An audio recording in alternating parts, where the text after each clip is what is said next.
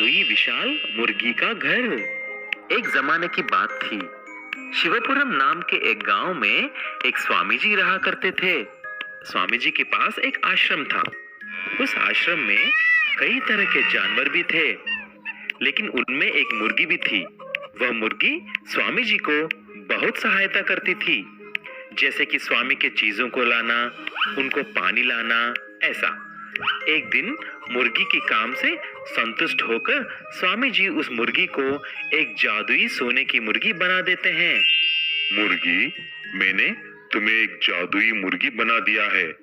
तुम आज से जब चाहो सोने की अंडे दे सकती हो और तुम छोटी या बड़ी भी हो सकती हो।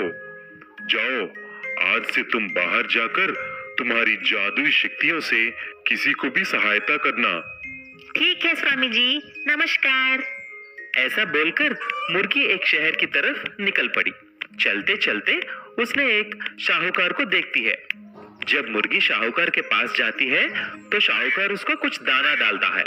मुर्गी खुश होकर शाहूकार को एक सोने की अंडा देती है। शाहूकार चौंक जाता है। अरे ये क्या, सोने का अंडा? कुछ दाना डालते ही मुर्गी ने अंडा दिया तो इसके पेट में बहुत सारे अंडे रहेंगे। इसको पकड़कर काट लेता हूँ, फिर अंडे सब मेरे हो जाएंगे। ऐसा बोलकर मुर्गी को पकड़ने उसके पीछे भागा, लेकिन मुर्गी उसकी जादुई शक्तियों से गायब होकर दूसरी जगह पहुंच जाती है। कुछ दूर जाते ही उसने एक पहलवान को देखा। वह पहलवान कसरत कर रहा होता है।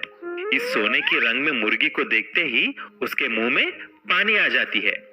अरे रुक मुर्गी, तुमको चिकन मंचूरिया बना के खाऊंगा तो मजा आएगा। अरे रुक, अभी रुक।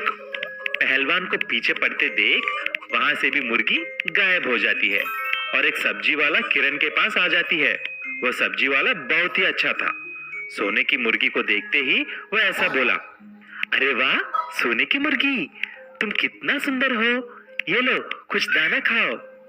किरण की अच्छी व्यवहार देखकर मुर्गी उसको भी एक सोने की अंडा देती है, लेकिन किरण उस अंडे को नहीं लेता है और बाजू में रख देता है। अरे मुर्गी, मुझे सोना या चांदी नहीं चाहिए। इस दुनिया में मेरा बोलने के लिए कोई भी नहीं है। मुझे सिर्फ तुम्हारी दोस्ती चाहिए। ऐसा ही कुछ दिन गुजरे। जब किरण और मुर्गी मार्केट में जा रहे होते हैं, तभी उन दोनों को शाहूकार देखता है। अरे किरण, मुझे ये मुर्गी चाहिए। बोला कितना मांगता है?